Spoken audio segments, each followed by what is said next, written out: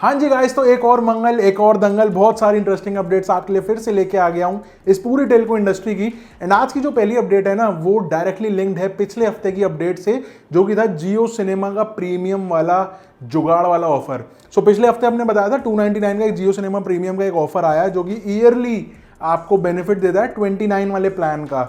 लेकिन अगले ही दिन, थैंक्स टू आवर सब्सक्राइबर, मैं उनका यहाँ पे स्क्रीनशॉट लगा दूंगा, इन्होंने हमें इन्फॉर्म किया कि भाई वो प्लान इंस्टेंटली कंपनी ने बंद भी कर दिया है। एंड पता नहीं ऐसा क्यों, शायद कंपनी ने गलती से रिलीज कर दिया था, जो उसको अभी पब्लिकली करना नहीं था, या फिर वो एक प्राइसिंग मिस्टेक थी, पता नहीं। लेकिन आज की डेट में दोबारा से जब हम वेबसाइट पे देखते हैं तो वो 299 का प्लान हट चुका है, 29 रुपीज पर मंथ का सिंगल प्लान एंड 89 का अगर फैमिली वाली कैटेगरी के अंदर जाते हैं तो वो आपको पर मंथ पे करना होगा। So thank you mister subscriber. अगर आप में से इस तरीके के और इनसाइट्स या कुछ अपडेट्स आपके पास होते हैं जो शायद आप शेयर करना चाहें, अपना नाम मेंशन कराना चाहें अपनी वीडियोस में, तो फील फ्री, आप इंस्टाग्राम पे हमें रीच आउट कर सकते हैं। अगली अपडेट आती है COAI की तरफ से, एंड बेसिकली ये होता है cellular operators association of India. तो इन्होंने ना सीधा गवर्नमेंट को रिक्वेस्ट किया है कि टेलीकॉम ऑपरेटर्स के जो हैं इक्विपमेंट्स चोरी हो रहे हैं एंड वो इंस्टेंटली उसके बारे में कुछ करना चाहिए। इनके हिसाब से ऐसा हो सकता है कि जो भी दिक्कतें आ रही हो नेटवर्क के अंदर, वो शायद इसी वजह से हो क्योंकि इक्विपमेंट्स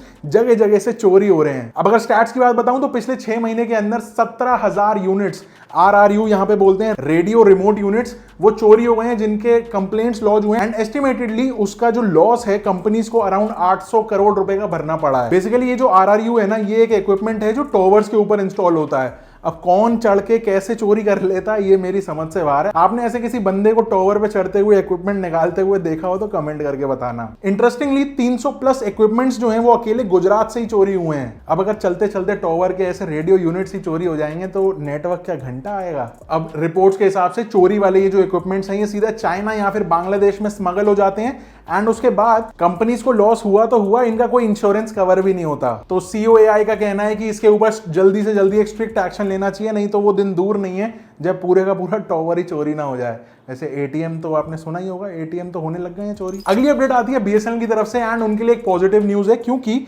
BSNL का जो लॉस है ना वो 2024 का पिछले साल से कंपैरिजन में काफी कम हुआ है। इस साल का जो लॉस है वो अराउंड 5,340 करोड़ है, लेकिन पिछले साल का जो लॉस था वो 8,100 करोड़, मतलब सीधा सीधा 3,000 करोड़ से ज्यादा का प्रॉफिट। अभी लॉस कम हो रहा है, यही अच्छी बात है BSNL के लिए। रिपोर्ट में इन डेप्थ ये पता चला कि 2.5% एक्सपेंस जो है वो कंपनी ने अपना कम कर दिया है, जो वो खर्च कर रहे थे। जो BSNL का टोटल खर्चा होता है ना, उसमें से 31% अकेला एम्प्लॉय कॉस्ट है।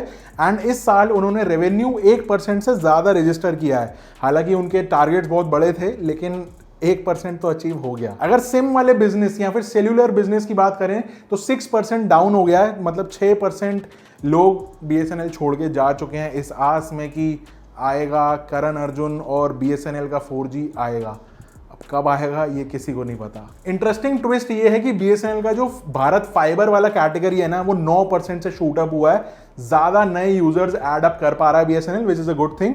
एंड अगर आप में से कोई BSNL यूज कर रहा है तो कौन सा प्लान यूज कर रहे हो, ये मैं जानने में बहुत ज्यादा इंटरेस्टेड हूं, मुझे कमेंट करके जरूर बताना। नेक्स्ट अपडेट जो है ना वो नेचुरल डिजास्टर्स को लेके है। एंड ऐसा बताया जा रहा है कि इमरजेंसी या फिर डिजास्टर सिचुएशन में बहुत ज्यादा ऑब्वियसली प्रॉब्लम हो जाती है। एक तो डिजास्टर की अपनी जो प्रॉब्लम्स हैं, इतना सारा नुकसान होता है, वो तो अलग, लेकिन उसके साथ साथ उस जगह का नेटवर्क इतना ज्यादा अफेक्ट हो जाता है, वो उससे भी एक एक्स्ट्रा बड़ी प्रॉब्लम खड़ी हो जाती है। तो यहाँ पे एक बड़ा ना इंटरेस्टिंग टेक या ट्विस्ट निकल के आया कि DOT ये कंसिडर कर रहा है कि अगर किसी जगह पे कोई ऐसा डिजास्टर होता है जो वहां पे नेटवर्क अफेक्ट हो रहा है, तो क्यों ना उस जगह पे ड्रोन्स और बलून्स को यूज करके 5G कनेक्टिविटी दी जाए, जिससे एटलीस्ट उस जगह के लोग अच्छे से कनेक्टेड रहें बाकी वर्ल्ड या फिर अपने फ्रेंड्स एंड फैमिली से। बेसिकली एक टेम्परेरी 5G नेटवर्क सेटअप हो जाएगा हवाई हवा में, एंड इसके ट्रायल्स भी बहुत जल्दी DOT करने वाला है आने वाले टाइम के अंदर।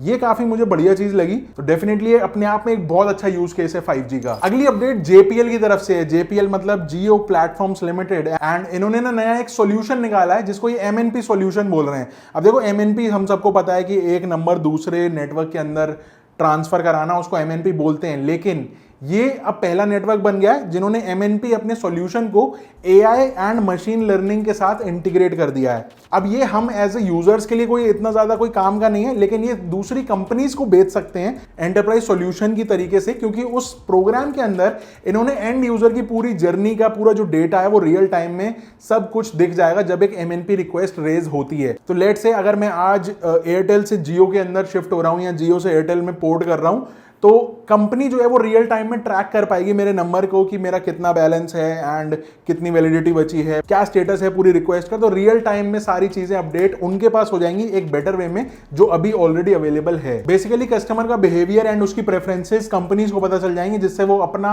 बैकएंड या फिर नई नई चीजें जो है लॉन्च करने से पहले इसको भी ध्यान में रख सकते हैं। अगली अपडेट एक्ट ब्रॉडबैंड की तरफ से आती है, ACT atria convergence technologies, and इन्होंने ना एक बहुत बड़ी इन्वेस्टमेंट करी है एक नेटवर्क इंटेलिजेंस सॉल्यूशन स्टार्टअप में जिसका नाम है एप्रिकॉम। मतलब अब एक्ट फाइबरनेट को क्या फायदा मिलेगा कि एप्रिकॉम की जो टेक्नोलॉजी है वो अपने वाईफाई प्रोडक्ट्स के अंदर लगा पाएगा। उससे फायदा क्या होगा, इससे इनकी अपनी वाईफाई परफॉर्मेंस के अंदर रियल टाइम मॉनिटरिंग हो पाएगी कि जो पूरा जाल बिछा हुआ है तारों का वो कहां कहां कैसे कैसे है, and and to end solution. अगर कोई लास्ट माइल कंसर्न है विच मींस कि अगर कोई तार वगैरह कट गई तो उसको ये रियल टाइम में मॉनिटर करके जल्द से जल्द उसको रिजॉल्व करा पाएंगे, and at the end customer experience और बेटर हो जाएगा just because of this tech. तो आई गेस कुछ इसी लाइंस के ऊपर जियो का भी कुछ तो सिस्टम इन प्लेस बना हुआ है, and at the same time Airtel में भी कुछ कुछ सिमिलर चीजें देखने को मिलती हैं। मैंने जियो पास्ट में यूज करा हुआ है, एयरटेल अभी यूज कर रहा हूं, एंड एक्साइटल भी यूज कर रहा हूं। एक्साइटल में ऐसा कुछ नहीं पता चलता, बट एयरटेल एंड जियो इन दोनों में ये काम हो जाता है। अगर कोई और नेटवर्क आप यूज कर रहे हो जिसके अंदर ऐसे रियल टाइम ऑटोमेटिकली कंपनी आपको बताती है कि भाई आपका नेट नहीं चल रहा,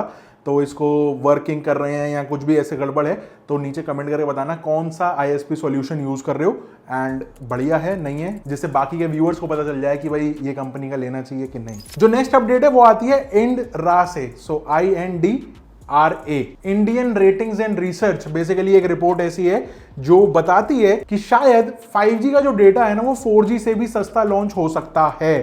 अब ये सुन के ज्यादा खुश मत हो जाना, इसके पीछे एक लॉजिक है एंड क्या सीन है वो भी बताता हूं। तो देखो 5G अभी चल रहा है अनलिमिटेड 5G एंड वो चल रहा है फ्री, तो बहुत जल्दी बस इलेक्शन का रिजल्ट आ जाएगा एंड उसके बाद ये 5G जो है ये चार्जेबल बेसिस पे नए प्लान्स लॉन्च कर दिए जाएंगे, फ्री अनलिमिटेड 5G वाला सिस्टम बंद हो जाएगा। इस रिसर्च के हिसाब से ऐसा हो सकता है कि 5G का जो डेटा है वो 4G से सस्ता आ जाए, लेकिन एक बड़ा क्लॉज इसके साथ ये है कि क्योंकि ब्रांड्स को जो है अपना ROI निकालना है, तो यहां पे ये क्या करेंगे, ज्यादा डेटा बंडल कर देंगे 5G के साथ वर्सेस 4G, जिससे कि जब आप कंपेयर करने लगोगे कि कितना GB डेटा मिल रहा है आपको 5G के प्लान में वर्सेस 4G के प्लान में, तो देखने में आपको 5G सस्ता लगेगा, लेकिन जब पे करने जाओगे तो थोड़ा सा ज्यादा देना पड़ेगा। वहां पे आपको कंसिडर ये करना पड़ सकता है कि डेली आपका डेटा का यूसेज कितना है। लेट सपोज आज अगर 1.5 GB डेटा वाला प्लान 4G पे जियो का तो अप्रोक्सीमेटली 666 का आता है 3 महीने, राइट। तो हो सकता है ये प्लान 800 रुपए का प्राइस कर दें, लेकिन वहां पे 1.5 GB की जगह 2 GB या 2.5 GB कर देंगे 5G वाला, तो आपको शायद यहाँ पे थोड़ा सा कंपेयर करने को स्पेस मिल जाएगा एंड इस तरीके से 5G का डेटा थोड़ा सा सस्ता हो सकता है। अब इसका मेन रीजन ये निकाल के ला रहे हैं कि भाई 5G का यूज केस तो है नहीं कोई ऐसा यूज केस जो एक्चुअली में हम लोग यूज कर पा रहे हो। जितने भी आज के सारे काम है वो सब 4G प्लस पे हो ही जाते हैं, तो फिर इसीलिए तो 5G का एक्स्ट्रा पैसा भी लेना है, फ्री वाली स्कीम भी बंद करनी है, तो एक ये नया ही स्कीम निकाल के लाए हैं। तो ज्यादा डेटा के लिए प्रिपेयर हो जाओ, ज्यादा पे करने के लिए प्रिपेयर हो जाओ, या फिर घर पे वाईफाई है तो फिर 4G प्लस से खुश रहो। इसके ऊपर एक डिटेल वीडियो वैसे मैंने बनाई है, the true state of 5G in India, तो ये फिर शायद कल या फिर परसों आ जाएगी हमारे चैनल पे, तो स्टे ट्यून रहना एंड ये वीडियो बहुत जबरदस्त होने वाली है। एंड आज की जो फाइनल अपडेट है वो आती है सैटकॉम कंपनीज के लिए। सो सीन ऐसा निकल के आ रहा है कि जो इस साल सैटेलाइट वाला ब्रॉडबैंड स्टार्ट होना था इंडिया के अंदर, which is from OneWeb by Airtel, and Jio satellite का जो सीन था ना भाई, जियो 5G सैटेलाइट वाला जो इंटरनेट मिलने वाला था, ये शायद पोस्टपोन होकर 2025 तक आ पाएगा। ऐसा इसलिए बताया जा रहा है क्योंकि स्पेक्ट्रम के जो रूल्स है ना उनको फाइनलाइज करने में टाइम लग रहा है एंड और भी अभी ज्यादा लगेगा। एंड इन दोनों कंपनीज के अलावा इलॉन मस्क का स्टारलिंक एंड अमेजन का कुइपर जो प्रोग्राम है वो भी लाइन में है। तो मेरे हिसाब से जो पहले जो ग्रीन लाइट मिलेगी, हरी झंडी, सबसे पहले जियो और एयरटेल को मिलेगी, उसके बाद इन दोनों का नंबर लगने देंगे मोटा भाई। तो ये जो स्पेक्ट्रम है ना, इसकी प्राइसिंग जो है ये DOT भेजेगा ट्राई को, लेकिन जो भेजेगा वो भी तब जब जो रूल्स अभी पेंडिंग चल रहे हैं कि भाई क्या क्या रूल होने चाहिए हर कंपनी के लिए, कस्टमर के क्या क्या एस्पेक्ट्स होने चाहिए इसके अंदर, क्या कवरेज का सीन रहेगा, कैसे क्या। तो जब तक सारे रूल्स सेट नहीं हो जाते एंड टेलीकॉम लॉ के अंदर इन्फ्यूज नहीं हो जाते, तब तक नेक्स्ट स्टेप के ऊपर कहानी नहीं बढ़ेगी। तो लेट्स होप हमारा टेलीकॉम सेक्टर इस साल फटाफट से ग्रोथ करे और ये सब चीज़ें भी टाइम से आगे बढ़ें।